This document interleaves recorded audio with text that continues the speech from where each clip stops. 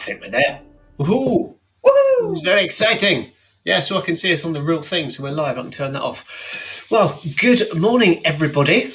Thank you for joining us on Mind Monkeys. Welcome. Episode 2, the first with a guest. And what a guest! It is the phenomenal Janine Coombes. Let me say a few words about Janine. Janine is an offer positioning expert who helps cope-shape people like me, I guess. I might be your ideal client, actually, to earn more without working more. She's worked with huge brands like Orange, Europcar, has a business degree, postgraduate marketing diploma, regularly speaks on huge stages, Atomic on You Are the Media, Higher Voltage. What's the next big stage, Janine? You can tell us in a minute, I guess. Author of The Easy Yes, the only book I read twice last year. That's how good this is. And I was just flicking through, actually. I scribbled all over it. Is that okay? Am I allowed to kind of... Scribble, doodle, stick things to it. I did all of those things because there was so much good stuff in there. And you've got your own video series, which we can come back to in a second. But how you doing? All right. All right. It's Friday. Friday. Friday. Yeah, it's almost the weekend. Have you got anything exciting, a romantic planned for Valentine's weekend? No, my husband and I are very unromantic. When it comes to Friday the 14th. Friday the 14th? No, I'm thinking Friday the 13th. That's today. That's today. Yeah. February the 14th. No, we don't do anything for Valentine's Day. I was planning a very long walk tomorrow, but I might see how the weather is. Yeah, that's about it, really. What about you? I'm playing a gig. So it's about as romantic as I get. I'm going to be hidden behind a drum kit and hopefully my wife will be down the front. Gig, that makes me feel like it's probably in the late evening. That will be an evening thing. Yeah, I'm on the radio tomorrow morning as well. That's a completely selfish topic to get into. So we'll talk about. Burning the candle at both ends, Mark. Watch out. It's rock and roll. It's the rock and roll lifestyle, Jenny. But enough about that. Enough about me. Let's talk Mind Monkeys. Well, that is what we are here to do. So, as you were my first guest, there is no real formula here. We're just going to have a little wander around and amusement about this idea of those little hesitations and fears that kind of getting away. But I'm going to invite you to start with just one kind of question, and we'll take it from there. And the question's kind of around this idea of meeting our monkeys. So, in the work that you do with these coach-shaped people, what would you say are the most kind of common wobbles or fears that kind of come into your conversations? Oh, I mean, it depends on the client, but I'm just gonna throw some things out there. A resistance to being visible, to selling, to being overtly selling. I mean, lots of them echo my journey and things that I struggle with and have struggled with. But you absorb other people's opinions and you think, gosh, well, so-and-so complained about people being salesy and maybe they're talking about me, and maybe that means I shouldn't put any sales posts out there, or maybe I shouldn't talk to that person, and it sounds like that person I spoke to needs me, but I'm not going to tell them that I help them with that stuff because that would be pushy. Like that stuff is all very common, and I feel that resistance myself. Like it's. Why do you think we do? Why do we not want to be pushy about the thing that we're actually pretty blooming good at and the world needs? Because it's that word, it's the framing of it, isn't it? And I think it's wanting to be nice and not wanting to bother people. And especially for coaches, this is one of the reasons I love working with coachy people, because they're really good people and they want to help people. But there's this funny little vicious circle they get caught up in where they want to help people. But if you're going to coach people, they really need to be ready. Yep. So you can't push something on them. Convincing somebody they want coaching is silly because they're going to not be ready for it, and then they're not going to join you on the process, and it's not going to be right for them, etc., etc. So you've got this funny little dance where you're like, well, I think they need me, but if I say I think you need me, is that too? And sometimes they're right. Like you can't convince somebody they need coaching. They need to meet you, don't they? And participate in the journey with you and be ready for it. And you need to be right for them. So there's a grain of truth in it, but that's why I like that kind of coaching, because helping coaches, because I resonate with that struggle, and I've sort of I've got ways and means.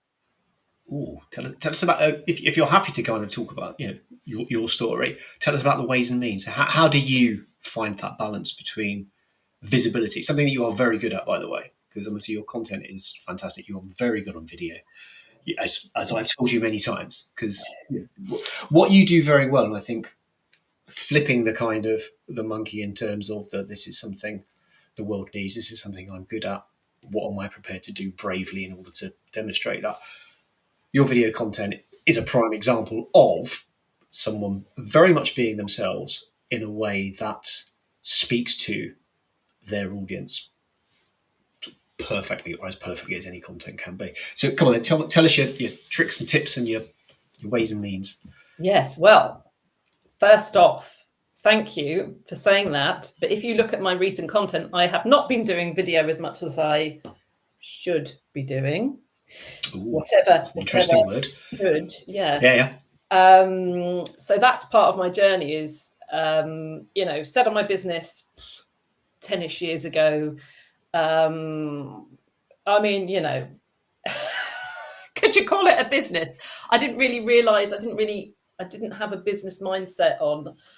I kind of set up this thing where I knew I wanted to help people with their marketing because I had the experience and the training, what have you, and these people didn't. And when I say these people, I mean like any service-based business on the planet. I sort of thought that was my audience, which I think is also a typical like go broad, which I don't think there's anything wrong with that. Like go broad to begin with, see who you gel with and what you like doing. And when it came to visibility, I remember the first to launch my business properly, I did this local in-person workshop that was free for local business owners in my area, which was Surbiton at the time. And I remember putting a photo of me, which my husband had taken. My husband's quite good at photography, so we did a little photo shoot. I felt so uncomfortable doing that photo shoot. And I picked this photo to put on the flyer, and I felt like a complete arse. Like I thought, who the hell do you think you are putting a photo, like a massive photo? It was like, oh my God. And it made my heart beat so hard. And I don't know what made me do it. I just felt like they needed to see my face, but I wasn't even looking at the camera. I was like, ha, ha, ha, over here. So that was the beginning. And then I have to say, for me, like there might be, there's all sorts of reasons why people don't want to be visible. And some of them might be like deep-seated in trauma from childhood and what have you. For me, I think it stemmed from being told not to show off and that kind of thing. And you don't boast and you don't talk about yourself and you don't go on about yourself and you don't show off. But the story about the videos, how I got on video, was that a friend of mine who was a LinkedIn trainer, we were both heavy users of LinkedIn, and she put a video out and she got some feedback from somebody, unsolicited feedback, saying, do you know what, I'm a video expert, and if we'd be open to it, I've got some feedback on your videos to make them a bit better. And she's like, okay. Yeah. Let's have it. And he was like, right, well, you don't look old enough to be credible. Like she was in her 30s. Like, what do you want? You don't look old enough to be credible. Yeah. Your voice is too high. You might want to lower your voice. You need to probably wear more makeup. And my favorite was wear different clothes and perhaps a set of pearls. Wow. Look, it was like, where? What? Like, who's incredible wearing pearls? It was just so random. And her response was very mature. And she was like, oh, this is interesting. I got this feedback. What do we think about this? Like, I don't want to have an emotional reaction. Do you think there's any truth in this? Do you think a man would have got this feedback from somebody? Whereas my reaction was, this is hysterical. I need to spoof it. Yeah.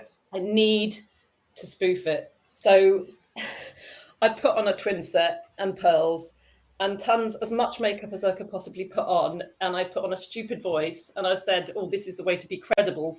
You know, let's all have a credibility makeover when we're very, very credible. And I couldn't stop myself. And at the time, barely anybody was doing video, let alone silly videos on LinkedIn. So it cut through like a hot knife through butter. And I didn't, like, my heart was pounding. I'm already getting like, oh, just thinking about that first time when I pressed publish.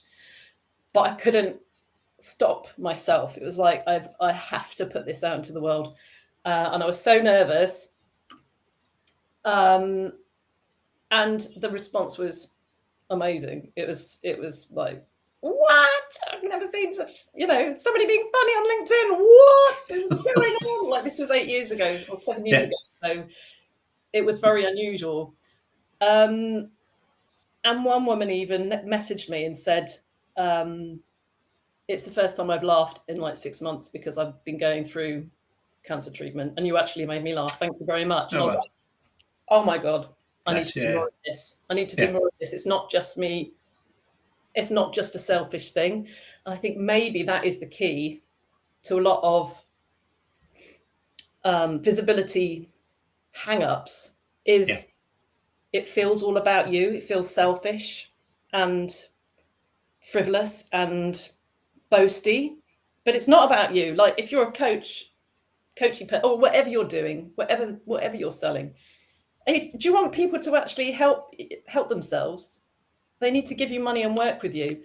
And we've all got into a bit of a, what is it? An animal that eats itself, that sort of snake that eats itself kind of thing, where we're doing content to be helpful and we feel like we need to be doing useful content, but let's remind ourselves, we're doing the content to sell our stuff. And we can't help our clients deeply unless they buy our stuff. Yeah.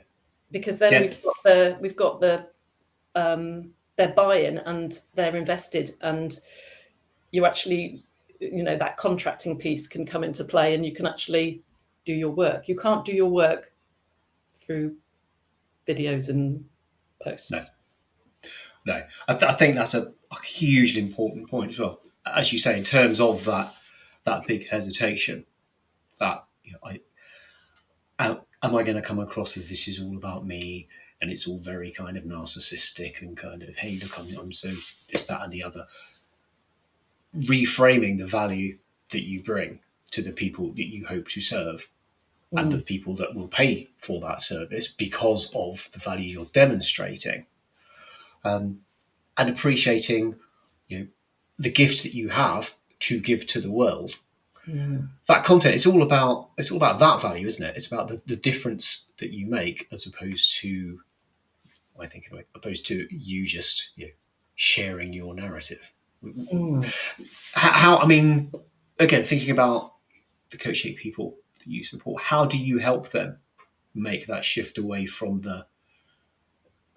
I'm doing this, I think I'm doing this because it's about me and that's what makes me uncomfortable, to this is part of my service?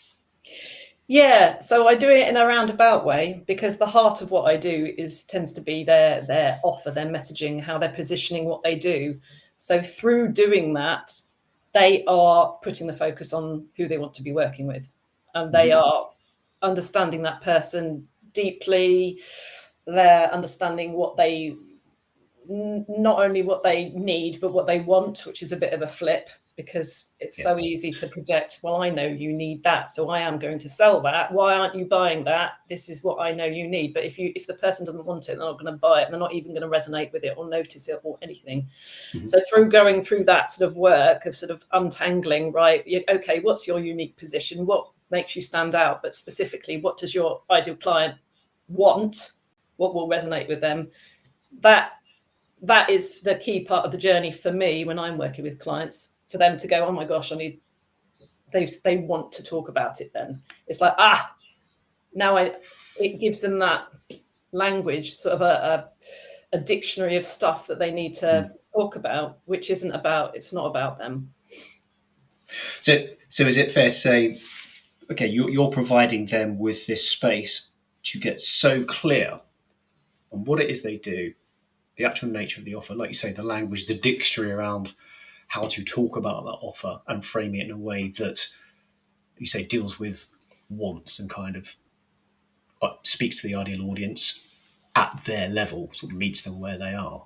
And that, do you think that fosters the bravery for someone to then say, I feel a bit more comfortable talking about this now? Yeah, and taking a tangential example, pricing Nice. pricing often comes up as an issue for people. Of course. Yeah. And I have had clients where they are charging not nearly enough, and then we've done the first bit. Like I always do the messaging first, the sort of the offer, like where they sit, how they're meeting people, that bit first, and then the packaging up, which is like the signature framework and what the methodology is, and then we do the pricing. And several times I haven't even had to say you need to put your prices up. I haven't even mentioned the words. The client is like, oh my goodness, I need to be charging much more for this. Like, look at the value. I didn't realize how much value I needed. And the people specifically I'm going to be calling to now, they will see that value and they want it more. And it's never about convincing or persuading. It's about the right people seeing the value. Yeah. Yeah. And I guess the most important person who needs to see that value first is the client, is the person themselves, is the business owner. Yeah. They need to have that, again, clarity, confidence, bravery to say, I'm doing a good thing. Mm. Very cool. Very cool. So with all of that in mind, I think the pricing thing let's just touch on that, if we may. I think it's really, again, it's a testament to the work that you do, that people get to that kind of realization themselves that they're undercharging. But this value piece, this, am I selling my services by the hour? Am I, this kind of, what am I worth? Tell me a little bit more about some of the conversations you've had there. Yeah.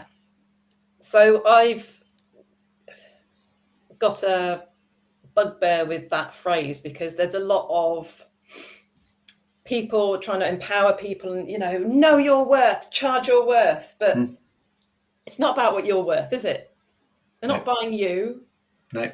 They're buying an outcome, they're buying a transformation, and that does make it more about you. And I think it's sort of an unhelpful way to think about it. Really good point. Yeah. So it is, and it sort of leads me on to another train of thought, where when it's just you, and maybe you have a small team, but you are the figurehead, you are the person that's the face of the company, you're the person delivering the stuff, you're the one that's doing everything. It feels so personal.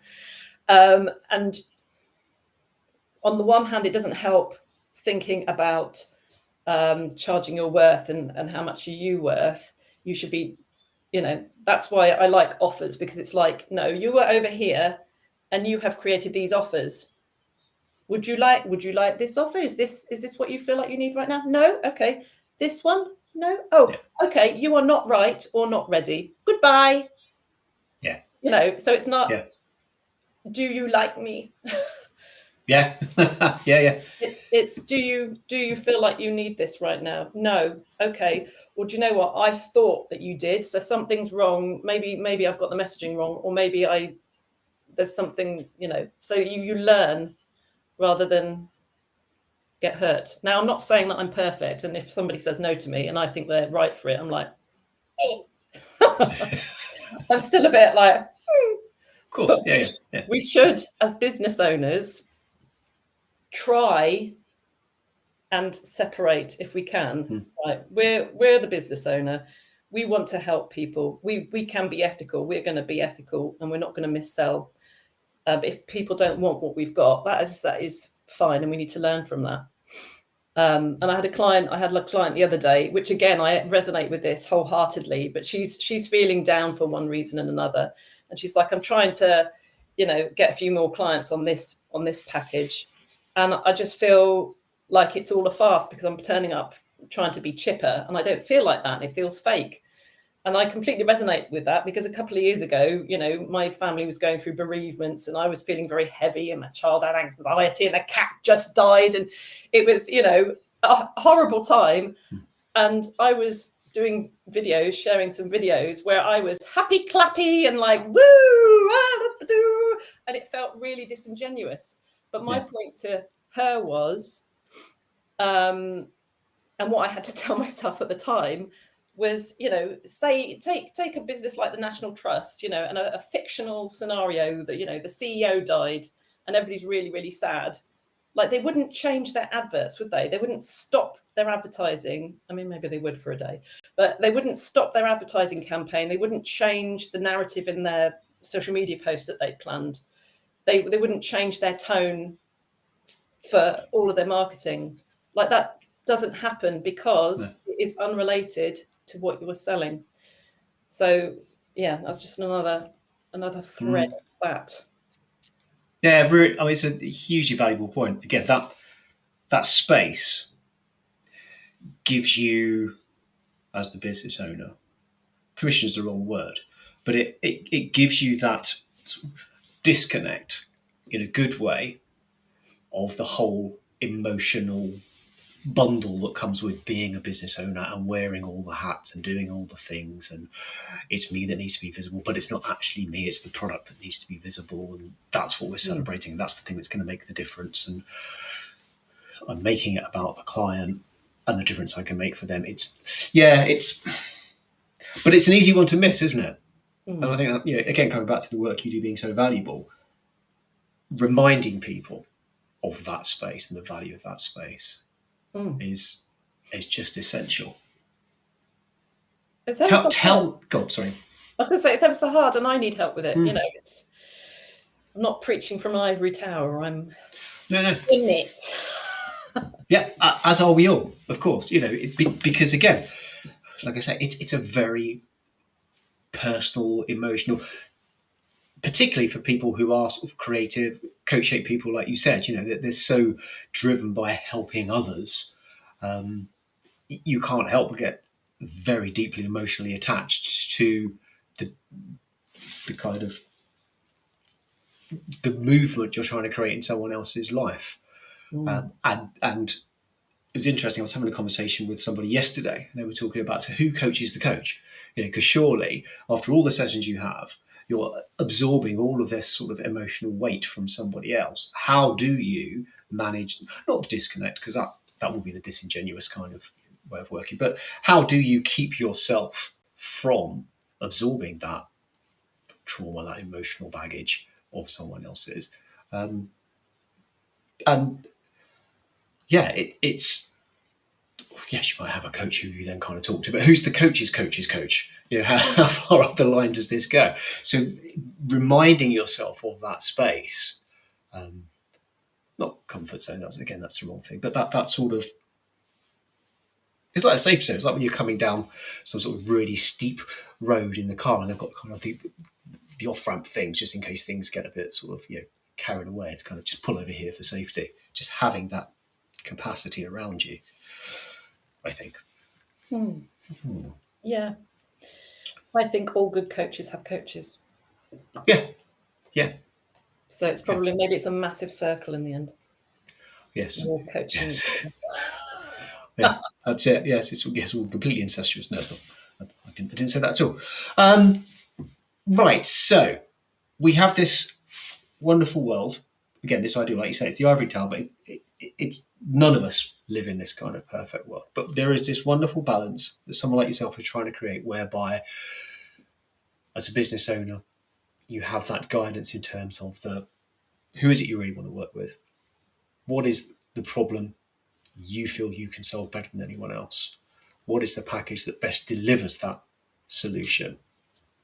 And let's talk about that, as opposed to you getting caught up in that visibility of, I need to be doing video, I need to be on socials, I need to be walking into a room and networking and interrupting people in conversation. We have that ideal, and yet we still have those people saying, I don't know if I'm ready. What did you think is, other than that clarity piece, which we touched on, other than that, look, it's so obvious now what it is your package should be. You have that dictionary as you described it, which I think is a beautiful term, that kind of language around this is what it is, this is how we're going to talk about it, this is the space that we need to be talking about it. Disconnect yourself emotionally from the I'm selling me, and make it about the do you want this because I think it's right for you. You don't? Okay, that's fine. That kind of self-selection of your client as well, which is really important as well. But there's still those kind of mind monkeys. There's still those kind of little whispers saying, "Oh, why didn't they want that?" How do we build that resilience, do you think, to that noise? With regards to visibility, or let's start with visibility. Yeah. Okay. So on the one hand, it's practice. Yeah. Like I was awful on video to begin with, like really, really, really nervous and waffly and bad.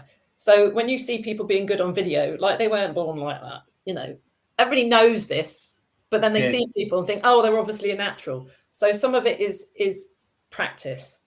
And when I got myself on video and I'm still doing all my own editing, personally, it was the path to self-love, Mark. Because I had to stare at myself and edit myself and listen to my voice and watch my mannerisms. And I was I was inadvertently making eye contact with myself because I was watching my own videos again and again and again and again. And it was like a friendship. It sounds really narcissistic. No, that's very powerful. What happens when you see somebody and you meet somebody. That's how humans they bond, don't they? Through eye contact and hearing each other and seeing the mannerisms, which is why video is a powerful medium. But I did that with myself. So I ended up going, I bloody love watching my own videos now. I'm awful. I can't help it. I'm like, I'll just watch this video once more. It's so good. It's so good. And it's embarrassing, but it's true because of repetition. And, if you can bear it, do your own editing to begin with. On the other hand, play to your strengths. Like, I do think I'm quite funny. I'm going to say it. I think I'm quite funny. And okay, on some level, there's part of me that is good on video. The repetition, the practice was essential. But like, I like video.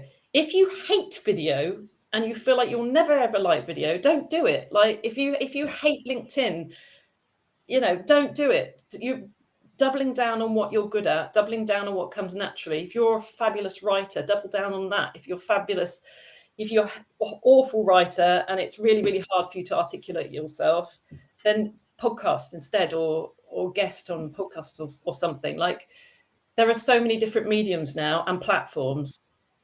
I mean, it really winds me up when, sometimes I'm in group programs or group scenarios or discussions and some bright spark will pipe up. Well, I get all of my leads off LinkedIn. You must be on LinkedIn. Aren't you on LinkedIn? You must be, because that's the answer. It's like, no, that's the answer for you, mate. Okay, that's the answer.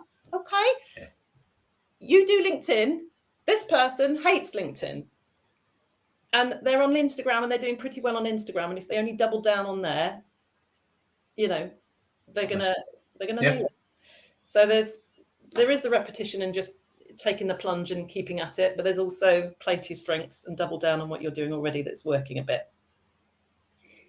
That's brilliant. Thank you. I would completely agree with all of that for sure. I mean, there's a real bravery piece. I never watch my videos back. I mean, I'm very rarely do video. Are you missing out? I know, but I think I might start now because that relationship thing is so important. And coming back again to that clarity around what is it you want, what is the who are the people you want to serve, what is the magic that you bring, and it's like any skill, hobby, anything that you do in life that you enjoy, you will get better at it with practice. And that's a really important message, just in terms of take the time to observe whatever it is. Just again reread your posts. You listen back to the podcast, whatever medium works for you, that you enjoy, that's getting those results, that's connecting with your audience. spend a bit of time getting better at it and appreciating and nurturing those strengths. Why wouldn't you do that? And just those very sentences sound much less emotional than, oh, I'll put that video out, I don't know if I want to launch it back. I've got quite a few likes, a few people have kind of contacted me, they're in my DMs, that's exciting, but because you're taking away, not taking away, but you're reducing that space for your mind monkeys to start sort of creeping back in and saying, well, you put that video out, but no one's liked it, so you're not very good, are you? Let's not do more video. So just sort of critiquing in a sort of professional, helpful,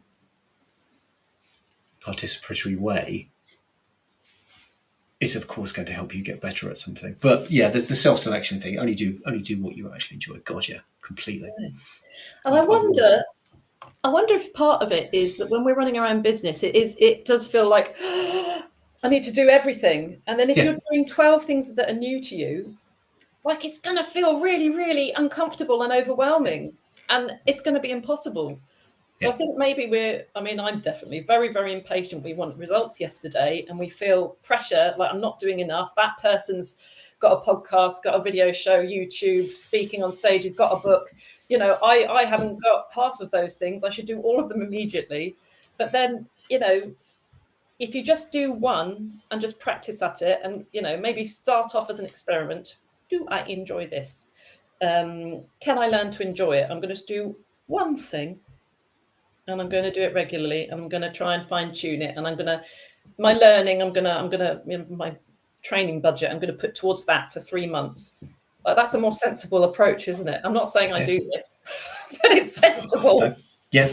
Well, again, we all get caught up in that. Oh, there's that event. Someone's just released tickets for that thing next week, and I have to go and be in that room. And it's like, well, do you? Because I love an event. I love an event. Yeah, I know it's terrible. I spent a fortune on events already this year. But sorry, going off on one tangent. But as you say, it's that kind of looking sideways of someone else's version of success drawing you towards or drawing you away from the thing that makes you who you are. Yeah. And that person's done it over years. They've started on that, and they've started that, and then they've started that, and then they've got the revenue to have a team to help them do that, and then they've done that. And it's the old comparing your page 1 to their page 362 or whatever. Exactly that. Yeah. And just picking up on your sort of self-editing, self-critiquing, watching back all your video.